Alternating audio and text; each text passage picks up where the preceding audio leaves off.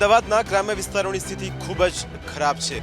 4 થી 5 ફૂટ પાણી ભરાઈ ગયું છે દુકાનમાં.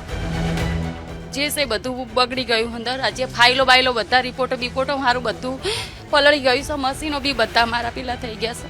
મશીનોમાં બધામાં કાટ આવી ગયો. પટાંગણમાં જુઓ તો જ્યાં જુઓ ત્યાં અત્યારે પાણી છે. આજે ચોથો પાંચમો દિવસ છે, આ રીતે મેં પાણીમાં જ કાઢ્યા છે. 4 दिन से बच्चे भूखे बैठे हैं, अब दूसरे घर पे छत पे रह रहे हैं. કોઈ જોવાય નથી આવતું, લાઇટો નહીં 4 દિવસથી. બધાય આમ જતા હતા પણ અહીંયા આગળ કોઈ હેલ્પ આવી નથી. કન્યાદાનમાં આવેલી વસ્તુઓ પણ હશે. બધી વસ્તુ છે કન્યાદાનની તો શું. હવે ઉપરવાળો જ રૂઠ્યો હોય તો શું કરીએ યાર.